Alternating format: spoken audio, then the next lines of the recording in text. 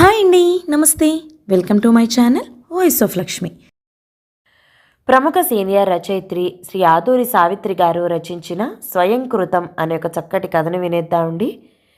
ఈ కథ 1983 సంవత్సరం ఆంధ్ర సచిత్ర వారపత్రికలో ప్రచురింపబడింది. కథ మొదలు పెట్టబోయే ముందు మన ఛానల్ ఎవరైనా సబ్స్క్రైబ్ చేసుకోకుండా చూస్తున్నా లేదా ఫస్ట్ టైం చూస్తున్నా దయచేసి సబ్స్క్రైబ్ చేయండి.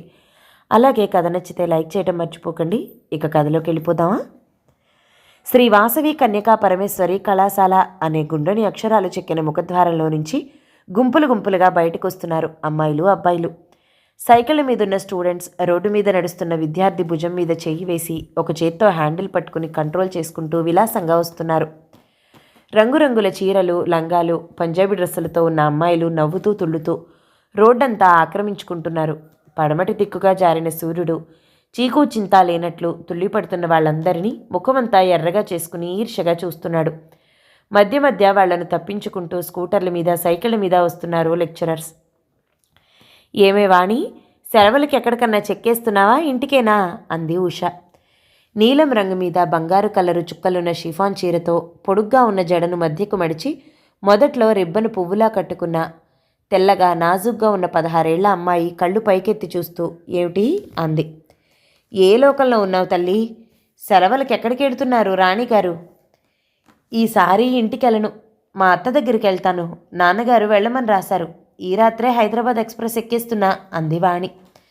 ఆ అత్తకేమన్నా కొడుకు గట్రా? నీ మొహం, ఎవరూ లేరు, అంతా కూతుళ్ళే. అబ్బా వేస్టు, మధ్యన నీకెందుకే దిగులు అంటూ ఉషను మోచేత్తో పొడిచిందో అమ్మాయి.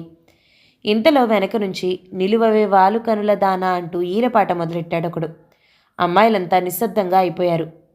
ఏమిటి గురు, ప్రకృతి ఇంత ప్రశాంతంగా మారిపోయింది అన్నాడు రవి. మన పాటంటే మరి మజాగా అనుకున్నావేమిటి? మీసం మెలేస్తూ నవ్వాడు రాకేష్.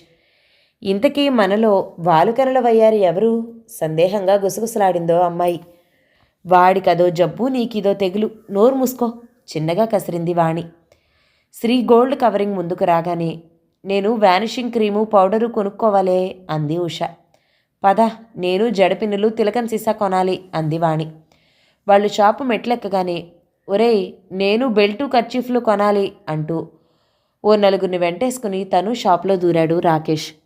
కర్మ, స్వర్గానికి పోయినా సవతిపోరు తప్పదని గొణుక్కుంటూ గబగబా తమకు కావలసినవి కొనుక్కుని బయటపడ్డారు అమ్మాయిలు.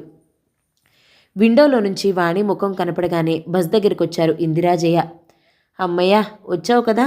మావయ్య నిన్నిక్కడికి రానిస్తాడో లేకపోతే ఇంటికే వచ్చాయని లాక్కుపోయాడో. నీ ఉత్తరం చూశాక కూడా మాకు సందేహమే. ఆఖరి క్షణంలో వచ్చి పద పద ఇంటికి అన్నాడేమోనని నవ్వుతూ వాణి చేతిలో లగేజ్ అందుకుంది జయ. ఇంటికెళ్ళగానే అభిమానంగా ఎదురొచ్చింది రాజేశ్వరి. మొహం కడుక్కో, రాత్రనగా బయలుదేరావు. అన్నమైనా తిన్నావో లేదో, ఇడ్లీ వేడిగా ఉంది పెడుతున్నా, కారపొడివైనా చట్నీ వేసుకుంటావా అన్నదామె హడావిడి పడిపోతూ. మేనకోడలొచ్చిందనే సంతోషంతో ఈ జీవుడి సంగతి మర్చిపోక, నాకు కంపెనీకి టైం అవుతుంది జోక్గా అంటూ. ఏం వాణి, పరీక్షలు ఎలా రాశావు అన్నాడు పురుషోత్తం. బాగా రాశాను మావయ్య, ఫస్ట్ క్లాస్ షూర్ బ్రష్ మీద పేస్ట్ వేసుకుంటూ అంది వాణి. బిఏ ఎక్కడ చదువుతావు? ఎక్కడేమిటి, ఇప్పుడు చదివే చోటే. ఆ కాలేజీలో బాగా చెప్తారు. ప్లేట్లో 6 ఇడ్లీలు పెట్టింది రాజేశ్వరి. నాయనోయ్, అన్ని తినలేనత్తయ్యా అంటూ 3 తీసి వేరే పళ్ళెంలో వేయబోతున్న వాణిని వారిస్తూ. మీ ఇంట్లో చేసినంత పెద్దవి కావే, ఎంత చిన్నవో చూడు. ఇవి 6 కలిపినా మీ ఇంట్లో 3టికి సాటి రావు అంది రాజేశ్వరి. ఎంత చెప్పినా వాటిని మళ్ళీ వేసుకొని మేనకోడల్ని, ఇంత నాజూకు తిళ్ళు తినబట్టే గాలేస్తే ఎగిరిపోయేలా ఉన్నావు అంటూ మందలించింది. వదినగారు, జోస్యం చెప్పే కోయవాడొస్తే పిలవమన్నారుగా, రండి అన్నదొక ఆవిడ వచ్చి. నువ్వు రావే వాణి, చేయి చూపించుకుందు గాని. అతను చెప్పినవి చాలా వరకు నిజమవుతున్నాయట, అంతా నమ్ముతున్నారు అంటూ వాణిని కూడా తనతో తీసుకెళ్ళింది రాజేశ్వరి. వరండాలో 10 మంది దాకా కూర్చుని కోయవాడు చెప్పే జోస్యం కబుర్లు వింటున్నారు. ఇదిగో, ఇది నేను రామారావుతో, నాగేశ్వరరావుతో తీయించుకున్న ఫోటో. ఇది ప్రధానమంత్రితో తీయించుకున్నాను. ఇది వాణిశ్రీతో. వీళ్ళంతా నేను చెప్పిన జోస్యం నిజమైందనే సంతోషంతో నాతో ఫోటో దిగారు అంటున్నాడు అతను. ఈ అమ్మాయి చేయి చూడు, వాణి చేయి పట్టుకుని ముందుకు చూపుతూ అన్నది రాజేశ్వరి. దీనికి ఇంటర్లో క్లాస్ వస్తుందా ఆత్రంగా అడిగిందామె. ఫస్ట్ క్లాస్ వస్తుంది. ఈ కూనను బిఏలో ఒకడు ప్రేమించి పెళ్లి చేసుకుంటాడు అంటున్నాడు కోయవాడు. ఇంతకు ఆ అబ్బాయి దీన్ని బాగా చూసుకుంటాడా? నవ్వుతూ అన్నది రాజేశ్వరి. వాణి ముఖంలో కదులుతున్న సిగ్గును కుతూహలాన్ని ఓరగా పరికిస్తూ, ఓ భేషుగ్గా చూసుకుంటాడు. కదిలితే కందిపోతదనుకుంటాడు. ఎర్రగా బుర్రగా నీకు సరిజోడుగా ఉంటాడు. కోయవాడు చెప్తున్న మిగిలిన మాటలు వినటం మానేసింది వాణి. తను బిఏలో ప్రేమించబోయేవాడి గురించి కలలు కనటంలో మునిగిపోయింది. అస్తమానం ఈ విషయం మీదే జోక్ చేసేవారు ఇంట్లో అంతా. జాజి పువ్వులా ఉంటావు, ఎవడైనా ఎగరేసుకుపోయి మరీ చేసుకుంటాడు నిన్ను అనేది రాజేశ్వరి. రిజల్ట్స్ వచ్చాయి. వాణి ఫస్ట్ క్లాస్లో పాస్ అయింది. నే చెప్పలా, ఆ కోయిదరు చెప్పినవన్నీ నిజమవుతూ ఉంటాయి అంది రాజేశ్వరి. అయితే ఇంక నీ హీరో రంగప్రవేశం చేయటం మిగిలిందన్నమాట అంటూ నవ్వింది జయ. వాళ్ళందరి మాటలు వాణి ఎదిగి ఎదిగని మనసు మీద బలంగా పనిచేయసాగాయి. కొందరు ఏదో జోక్ చేస్తున్నామని మాత్రమే అనుకుంటారు, కానీ తమ మాటల ప్రభావం ఆ పసిపిల్లల మీద ఎలా ముద్రపడుతుంది, దీని ఫలితం ఎంత దారుణంగా ఉంటుంది అనే విషయాన్ని కొంచెం కూడా ఆలోచించరు. హైదరాబాద్ నుంచి వచ్చేశాక బిఏలో చేరింది వాణి. బిఏ సెకండ్ ఇయర్ కూడా సగం గడిచిపోయింది. దిగులుగా ఉంది వాణికి. ఇదేమిటి, ఇంతవరకు తనెవరిని ప్రేమించలేదు, మరి జోస్యం? పడుచుతనంలో చెలరేగే కోరికల్ని సాంప్రదాయం, కట్టుబాటు అనే సంకెళ్లతో బంధించి మనసుని అదుపులో పెట్టుకుంటారు ఆడపిల్లలు. అలాగే సాగబోతున్న వాణి మనసు మీద కోయ జోస్యం ఊహించని విధంగా పనిచేస్తుంది. హైదరాబాదులో తన వాళ్ళందరి మాటలు ఇంకాస్త ఎగదోస్తున్నాయి. ఆ అమ్మాయికి తెలియకుండానే సాంప్రదాయపు సంకెళ్ళు లూజై ఆలోచనలన్నీ కట్టతెగిన వరదలా తనను ప్రేమించబోయేవాడి చుట్టూ విజృంభించసాగాయి. శృతి చేసిన వీణలా ఉన్న ఆమె మనసు ఏ చిన్న ఆధారాన్నైనా సరే పట్టుకోవటానికి సిద్ధంగా ఉంది. తననెవరూ ప్రేమించుకుంటే చదువు ఇంటికెళ్ళాక తన పైనున్న ముగ్గురక్కల పెళ్ళిళ్ళు అయ్యి తనదాకా వచ్చేసరికి తను కాస్త ముసలిదైపోతుంది. నో, జోస్యం అబద్ధం కాకూడదు. తనది లవ్ మ్యారేజ్ అంతే. ఏదో ఆలోచిస్తూ పుస్తకాలు గుండెలో కదుముకుని నడిచి వస్తున్న వాణి ఎదురుగా వస్తున్న ఓ యువకుడు బలంగా డాష్ ఇవ్వటంతో తూలిపడబోయి ఆపుకుంది. సారీ వాణి అంటూ కిందపడ్డ పుస్తకాలు ఏరి చేతిలో పెడుతున్న అతన్ని చిరాగ్గా చూసింది. తన పేరు కూడా తెలిసే. కోపంగా ఉందా? నిజంగా కావాలని డాష్ ఇవ్వలేదు నేను, సిన్సియర్గా మృదువుగా అన్నాడతను. మాట్లాడకుండా చరచరా వెళ్ళిపోతున్న వాణిని చూసి పెదవి విరిచి భుజాలెగరేశాడు తను. ఆ తర్వాత తను అనేకసార్లు ఆమె దృష్టిలో పడ్డాడు. వాణిని చూడగానే అతని పెదవులు కొంటిగా నవ్వేవి. ఎవరా హీరో? పక్కనున్న రమణ అడిగింది వాణి. అతని పేరు అశ్వత్థామ, ఫైనల్ బీఎస్సీ చదువుతున్నాడు అంది రమ. నయం, ఘటోద్గచులను పెట్టుకోలేదు, గట్టిగా నవ్వింది వాణి. వెనక్కి తిరిగి చూశాడు అశ్వత్థామ. నెమ్మదిగా నవ్వలేవు? రమ మాటలకు అతని చూపులకు బెదిరి టక్కున నోరు మూసుకుందామే. కాలేజీ వెనకాలన్న గార్డెన్లో గుబురుగా పెరిగిన చెట్ల చాటున వాణి వడిలో తలపెట్టుకుని పడుకున్నాడు అశ్వత్థామ. వాణి, ఇంత త్వరగా దగ్గరవుతాం అనుకోలేదు. ఈ ఊర్వశి నా ప్రియురాలనుకుంటే ఓహ్ సంతోషంతో మతిపోతోంది నాకు అంటున్నాడతను. ఇంకా? కొంటిగా నవ్వింది వాణి. ఇంకా చాలా ఉంది, నువ్వు ఒప్పుకోవట్లేదుగా నిష్ఠూరంగా అన్నాడతను. పెళ్ళయ్యాక అన్నీ ఒప్పుకుంటాను, అంతవరకు అడ్వాన్స్గా వద్దు. రేపు రాత్రి 7 గంటలకు బాగుంది, వేణుగోపాలస్వామి గుళ్ళో దండలు మార్చేసుకుందాం. నా ఫ్రెండ్స్ 4 సాక్షులుగా వస్తారు, నీ ఫ్రెండ్స్ని కూడా పిలుచుకో. నిజంగా? సంభ్రమంగా అన్నది వాణి. నిజం అంటూ లేచాడు అశ్వత్థామ. అతను ప్రజెంట్ చేసిన ఎరుపు మీద జరీ పువ్వులున్న బెనారస్ చీర కట్టుకుంది వాణి. ఆమె ఫ్రెండ్సే ముత్తైదవులుగా వ్యవహరించి కాళ్లకు పారాణి పెట్టి నుదుట కళ్యాణ తిలకం, బుగ్గన చుక్కా దిద్దారు. తలంటుకున్న తలలో నుంచి తప్పించుకొచ్చిన ముంగురులు ఆమె పచ్చని ముఖం మీద పారాడుతున్నాయి. కింది పెదవిని పైపంటితో నొక్కిపెట్టి వాణిని చూశాడు అశ్వత్థామ. మంచి పర్సనాలిటీ, చక్కని ఛాయతో అందంగా ఉన్న అతను పెళ్లి బట్టల్లో ఇంకా అపురూపంగా ఉన్నాడు. అదృష్టం అంటే మీదే, మేడ్ ఫర్ ఈచ్ అదర్ అన్నట్లున్నారు అంటున్న ఫ్రెండ్స్ మాటలకు ఇద్దరూ గర్వంగా నవ్వుకున్నారు. అశ్వత్థామ గదిలోనే అందరికీ చిన్న పార్టీ లాంటిదే అరేంజ్ చేశాడు. ఆ కోలాహలమంతా అణిగి అందరూ వెళ్ళిపోయాక అశ్వత్థామ, వాణి ఇద్దరే మిగిలారు. ఇదంతా చాలా థ్రిల్లింగ్గా ఉంది వాణికి. అశ్వత్థామ వైపు సరిగ్గా తలెత్తి చూడలేకపోతుంది. ఆమె దగ్గరగా వచ్చాడతను. అతని పెదవులు ఆమె మెడ చుట్టూ ప్రదక్షిణం చేసి ముందుకొచ్చి అక్కడేదో ఆకర్షణ మెరుపులా కొట్టడంతో కదల్లేనట్లు ఆగిపోయాయి. ఊపిరి నిలిచిపోతుందా అనిపిస్తుంది ఆమెకు. వాణి, మాట్లాడు ప్లీజ్.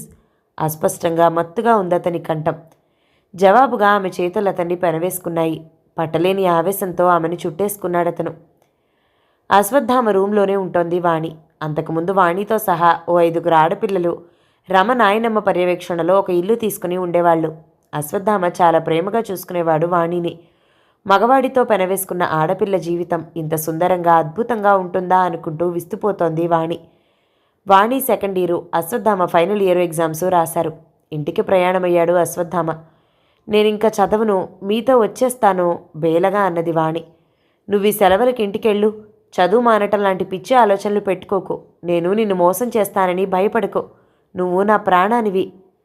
కానీ ఇంత హఠాత్తుగా మనం ఇంటికెళితే అక్కడ మనకి ఘనమైన సత్కారాలు ఏమీ లభించవు. ముందు నేను వెళ్ళి నచ్చచెప్పి నిన్ను తీసుకెళ్తాను. మా నాన్నకి కోపం వస్తే ఆయన చెప్పే మొదటి డైలాగ్, నా ఆస్తిలో చిల్లి గవ్వ ఇవ్వను అని. ఏం తిని బతుకుతాం? ప్రాక్టికల్గా ఆలోచించాలి కదా. ప్రేమనే తిని జీవించలేం. నా మాట వినువాణి, ఇన్నాళ్ళు నీతో కలిసున్నాను. ఆ మాత్రం మమతా బంధం నాకుండవా? ఈ అడ్రస్ నీ దగ్గరుంచు, లెటర్స్ రాయి. మన విషయం తెలియందాకా నేను తరచుగా వచ్చి నిన్ను చూసిపోతూ ఉంటాను. ఆమె గడ్డం పట్టుకుని బ్రతిమాలుతున్నట్లుగా అన్నాడు అశ్వత్థామ.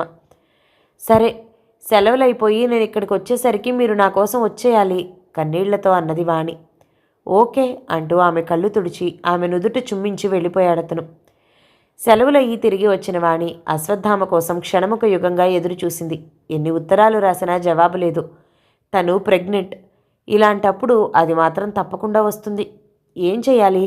మళ్ళీ తన వాళ్ళకి ముఖం ఎలా చూపాలి? అసలు ఆ భర్త అనబడే వ్యక్తి ఉంటే ఎలాగో నచ్చచెప్పొచ్చు.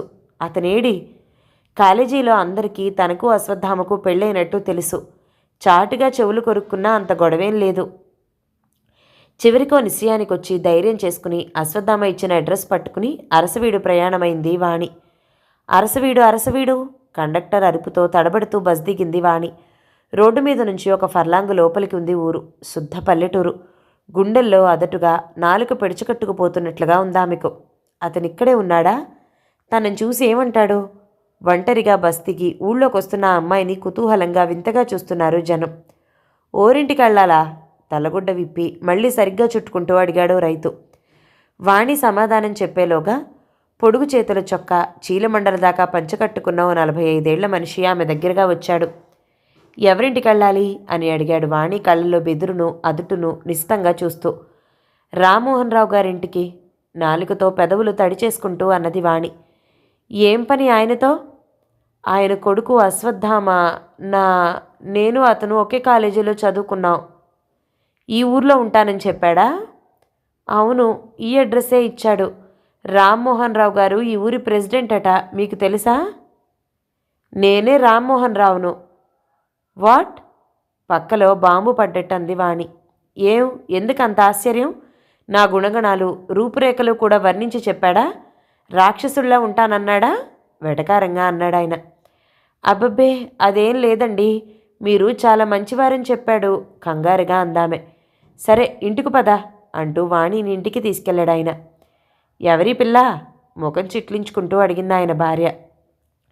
ఎవరోలే, తర్వాత చెప్తాను అంటూ నువ్వు స్నానం అది చెయ్యి అని వాణికి చెప్పి, ఇదిగో నువ్వు ఆ పిల్లని ప్రశ్నలతో చంపావంటే భూమికలేరేస్తాను అంటూ గాండ్రించాడు ఆయన భార్యను.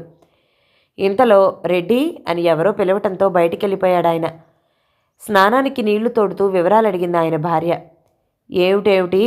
మా కొడుకుతో చదువుతున్నావా? అసలు మాకు కొడుకులే లేరు అంటూ పెద్దగా నవ్విందావిడ. అదేమిటి? మీ ఆయన పేరు రామ్మోహన్ రావు కాదు? ఆయన ఈ ఊరి ప్రెసిడెంట్ కాదు? కళ్ళలో నీళ్లు తిరుగుతూ ఉంటే అయోమయంగా అడిగింది వాణి. ఇంకా పసితనం వీడనట్లున్న అమ్మాయి ముఖం చూస్తూ జాలిగా అన్నదావిడ. అమ్మాయి, వాడెవడో తప్పుడు అడ్రస్ ఇచ్చి నిన్ను బాగా మోసం చేశాడు. నిన్ను చూడగానే ఏదో ఇలాంటి కేసే అని చెప్పి మా ఆయన నమ్మించి నిన్ను ఈ కొంపకి తెచ్చాడు. మా ఆయన రామ్మోహన్ రావు కాదు, ఈ ఊరు ప్రెసిడెంట్ పేరది కాదు. ఆయన పేరు చెంచురెడ్డి. అసలు ఆ పేరు గల వాళ్ళెవ్వరూ ఇక్కడ లేరు. నా మాట విని మా ఆయన వచ్చేలోగా నువ్వు వెళ్ళిపో. ఇప్పుడు బస్సు ఉంది, పద, నిన్నెక్కిస్తాను. ఇంకెప్పుడు ఇలా ఒంటరిగా ఎక్కడికి వెళ్లకు. నిన్ను పంపేసినందుకు నా మొగుడేసే శిక్ష నే భరిస్తాలే అంటూ వాణిని దొడ్డిదారిన తీసుకెళ్లి బస్సు ఎక్కించేసొచ్చిందావిడ. తిరునాళ్లలో తప్పిపోయిన చిన్న పాపలా ఉంది వాణి. భయం, దుఃఖం ఆమెను చుట్టుముట్టి ఉక్కిరిబిక్కిరి చేయసాగాయి. అశ్వత్థామ వాణి నుంచి శాంతం పారిపోయాడనే సంగతి కాలేజీ అంతా స్పష్టంగా తెలిసిపోయింది. దొంగ సానుభూతులు, హేళనలు, వీలైతే తాము కూడా ఓసారి ఆమెను పొందాలనే మగవాళ్ల వేట. కారడవిలో కార్చిచ్చు నడుము చిక్కిన లేడి కూనలా గజగజలాడిపోతోంది వాణి. ఎక్కడికెళ్ళాలి? ఏం చెయ్యాలి? ఇంటికి ఏ ముఖంతో వెడుతుంది? నేనున్నానని ధైర్యం చెప్పేవారెవరు? ఇంతటి విశాల విశ్వంలో దగాపడిన ఆడపిల్లకు జానెడు చోటు దొరకదు. What a pity! ఇదంతా స్వయంకృతం, తన అజ్ఞానం, తెలిసి తెలియని మూర్ఖత్వం. ఆ తెల్లారి వాణి అనే అమ్మాయి ఆత్మహత్య చేసుకుందని ప్రకృతి స్తంభించలేదు, కాలము ఆగిపోలేదు. కథ సమాప్తం. ఈ కథ గనక మీకు నచ్చినట్లయితే లైక్ చేయండి, షేర్ చేయండి, మంచి కామెంట్ చేయండి. మన ఛానల్ని తప్పకుండా సబ్స్క్రైబ్ చేయండి. మరో మంచి కథతో మళ్ళీ కలుద్దాం. అంతవరకు సెలవు మరి. Thank you so much for watching. నమస్తే.